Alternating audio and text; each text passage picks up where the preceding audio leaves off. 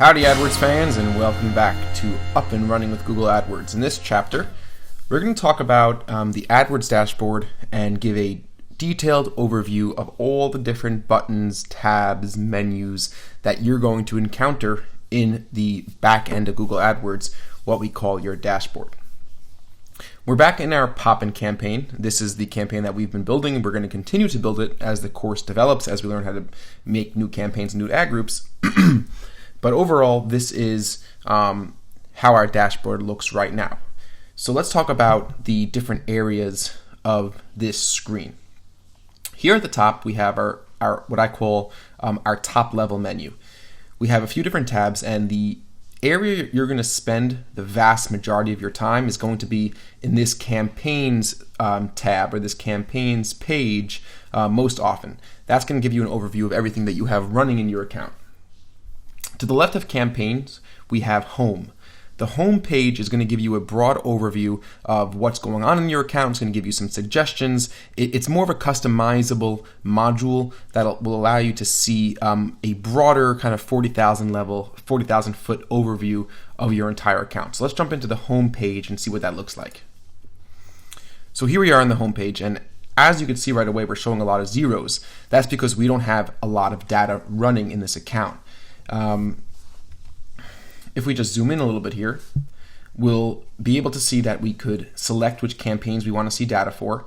We could do all non-active campaigns, all enabled campaigns, so on and so forth. We could choose our KPIs, our key performance indicators that we want to compare and contrast with each other. So we could choose all the different key performance indicator, for example, clicks. We could do verse impressions, click-through rate, average cost per click, things of that nature. And then in this performance graph, we can customize it day, week, monthly, quarterly as the campaign continues to starts getting data. You'll have modules here like good quality but low traffic keywords. That's going to be a keyword with a high quality score. And as you can see, we have basically all of our keywords fall into that range, once again, because we don't have any data yet.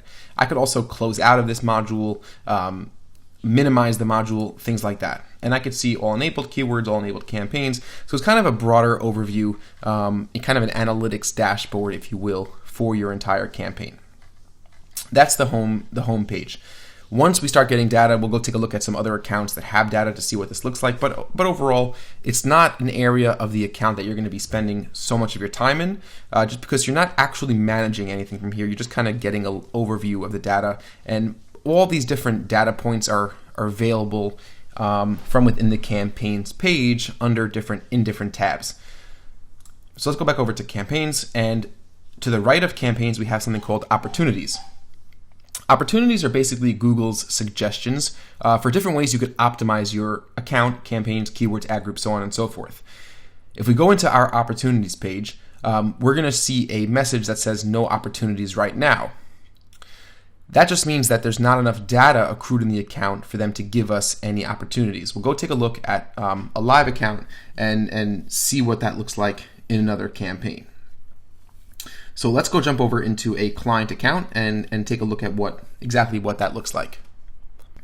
So here we are back in the opportunities page of a client account, and we can see that there are some actual suggestions.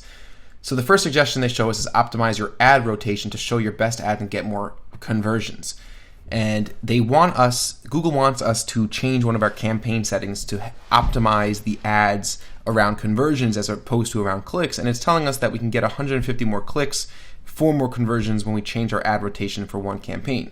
Before we apply this suggestion, just in case I do want to apply it, I could click View Opportunity, and it'll show me the actual campaign and the actual setting it wants me to change things to. So it wants to change our ad rotation setting to optimize for conversions for this campaign. The cool thing is I could actually go ahead and click Apply, and that setting will be changed. I don't want to make that setting now, so I could click Go Back and see my other opportunities. Here's another interesting opportunity where I can add keywords to search network campaigns to reach more customers. It's suggesting that I'll get around 8,000 more impressions when I add 81 new keywords across 5 ad groups. And if I click on View Opportunities, it'll actually show me the 5 ad groups they want me to add new keywords to, and they're actually going to show me the keywords as well that they want to add to those specific campaigns. So I could click View for this one here, and it'll show me the 20 keywords they want to add. I could select or deselect as I like. I could just choose one or two, and I can go ahead and click apply if I like any of these keyword suggestions. So while some of these keywords are really bad, they would not be good for my account, they would not be good for our potential customers, some of them might be really good. And then here's another opportunity where I could rate, they're asking me to raise my daily budget from $200 a day to $600 a day. So that's not going to happen. That's not exactly what we want to do. But I could once again hit apply or view more details for these suggestions. When it comes to a budgetary consideration, I could choose to add it by $75. I could stick with my current. I could go up to $130 a day, $210 a day, and it shows me estimates of how many more clicks, impressions, and cost my campaigns and account will accrue if I apply or the suggestion. If I don't want to apply the suggestion, I can simply hit dismiss, and that suggestion will be gone. So that's the opportunities page. Most of the times you're not necessarily going to want to just blanket kind of apply these suggestions, because Google's not taking into account your specific marketing goals. They don't know your customers. They don't really know your products. They're just basing this on the other keywords in your campaigns. So you definitely want to look at the opportunities page, but you want to be very, very careful before applying any of these opportunities to your account. You just want to be very careful, think about it, and use your own judgment and common sense. That's the most important thing to keep in mind. So that's the opportunities page. So that's a really cool area of the account, and you could definitely get a lot of good information there. Let's go back to our pop-in campaign, and let's go over to the reports page. The reports page is something we're going to dive into in a later video, but it's an area of the account that's going to show you a lot of your data, and it's going to allow to give you different types of reports. So if we go, once again, we don't have any data in the pop-in campaign, but if we go over back to this client account and we click on reports, we're going to see a whole different story. So they're going to give me some basic reports that I could run myself, or I could create. These are report templates, or I can go ahead and create reports myself. If I went to click add a report, I'll have different types of tables and charts that I could generate. I could generate a pie chart, a bar chart, a line chart, or a table. And then I could go ahead and select all the different types of data. We're not going to dive into that now because we'll look at reports later in a different chapter. Under the tools page, we're going to get a drop-down menu that's going to ask us to select which tool we want to go to. So we could see the change history tool, which is a tool that's going to show us all the different edits and changes that was made to the account, and we'll have the opportunity to remove or undo most of those changes, which is very cool. It's kind of like a history tool. It is a history tool, rather. A tool called conversions, and we're going to go into conversions in more detail when we talk about setting up conversion tracking and tracking conversions in our account. Attribution, we'll jump into that further. Google Analytics, if our Google Analytics accounts are linked, I'll be able to go to my Google Analytics page. Google Merchant Center, this is where your shopping feed would be set up if you're an e-commerce store and you're running Google shopping campaigns. This is not relevant for our video, so we're going to skip this one. The Keyword Planner, which is something that we have seen already, and we kind of talked about the utility and the uses of the Keyword Planner. The Display Planner is a tool that is very similar to the Keyword Planner, but it allows you to get ideas for display placements and display campaigns.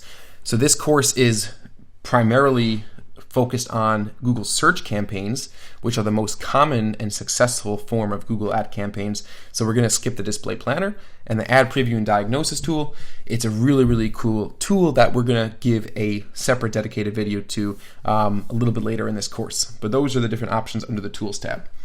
So now that we've covered our top level menu, let's go back to campaigns. And let's talk about some of the tabs within the campaigns tab. First and foremost, as we've seen already, we have the left-hand menu over here, which is expandable and collapsible. So I can collapse it to give myself some more viewing room, and I could also click on the arrow or just hover over it and expand it. If I click on the double chevron, the double arrows, it will remain open. Down here we have our shared library.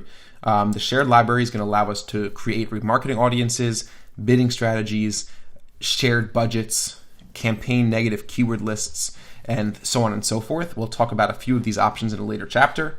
Bulk operations is something which we're going to use very little, especially in this video. These are generally more advanced options in terms of adding automated rules, scripts, things of that nature. We'll touch upon those things, but we'll cover them in more depth in a more advanced course. Reports, these are the different under here, these are the different reports that you've saved that you're running. So if you when we create a Google report and we schedule it to run, or download or be sent via email to a specific person or at a specific time, we'll be able to manage those scheduled reports over here. And once again, we have labels. So labels are a way to organize campaigns, keywords, ad groups. If, for example, we wanted to label 5 of our campaigns that are targeting the US, we wanted to label those USA campaigns, we could do that and we can manage our labels over here. So let's go back to all campaigns, because this is where we're going to be spending most of our time. And when you're managing your account and you're building your account and you're optimizing your account, this is where you're going to essentially be. If I have all campaigns selected, this is a very important thing to keep in mind. If I have all my campaigns selected, then everything that I navigate to is going to be showing me information for all campaigns. So for example, if I had a few campaigns here, right now we have one, but if I had a few campaigns here and I hit this ad groups tab, it's going to show me all the ad groups in all the campaigns. If I click over here on Poppin' USA Furniture, it opens up my ad groups as a drop-down list in my left-hand menu, and it automatically navigates me to my ad groups tab. And now I'm just going to be seeing ad groups for this specific Poppin' USA Furniture campaign. That's an important distinction to know when you're looking at your data through this navigation, through these tabs over here. Whatever you have selected over here is the level you're going to be seeing that information. So once again, if I have all campaigns selected and I go to ad groups, I would be seeing all my ad groups for all my campaigns. So if I had additional campaigns, I would be seeing those ad groups as well. But once again, we'll see that with more accuracy when we actually have some new campaigns added, which we're going to do in the very next video. So I'm in all campaigns, so I can go to my campaigns and see all my campaigns here. Ad groups is very self-explanatory. It's all my ad groups. Settings is where I can go ahead and change my campaign settings. So I could click on, I have a sub-menu under settings. I have all settings. Locations will show me my location settings for each campaign. I could add locations and change locations from this from this report. My ad schedule is my custom ad schedule when my ads are set to run. Over here, there is a schedule that's set up to run from Monday, Tuesday, and Wednesday. And we're going to talk about custom scheduling in their own video. And devices is where I could set bid adjustments based on device. I could increase or decrease my mobile device bid. So if I like mobile traffic and I want to advertise more aggressively on mobile, I could make a bid adjustment and increase my bid for mobile devices. If I wanted to decrease my bid adjustment for mobile devices, I could do that as well. If I did not want traffic, if I did not want my ads showing on mobile devices. Currently, there's no way to change the bid adjustment for computers, desktops, or tablets. I could only edit and adjust and manipulate my mobile bid adjustment. The ads tab is self-explanatory. This is where it shows me all my ads. This is where I would come to change my ads. If I wanted to write new ads, A/B split test my ads, see the data for the ads, this is where I would go. I would go to the ads tab. Keywords is showing me all the keyword information either for all campaigns or for just the specific campaign I had selected. And this is the area where I could start, really drilling down into which keywords are spending the most, which keywords are converting the best, which keywords have the highest click-through rate, and which keywords are costing me the most money. So this is going to be an important tab. Audiences is mainly for remarketing. And we're going to talk about what remarketing is and how to set remarketing up in a future video in this course. Ad extensions. We spoke about what ad extensions were, and this is where you're going to be adding and creating your ad extensions. So if I clicked on new ad extension, I could select the campaigns I want to create an ad extension for by selecting the campaign, clicking done.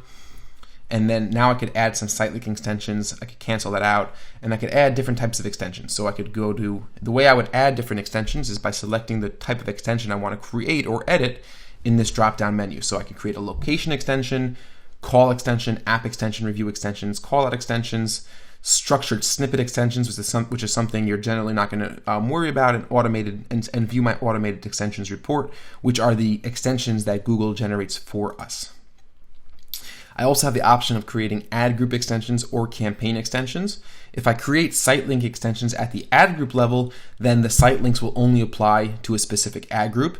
But I could also create site link extensions or call extensions at the campaign level, which basically telling Google all the ads in all the ad groups in this campaign should have these site or these extensions, these ad extensions attached to the ads in that campaign.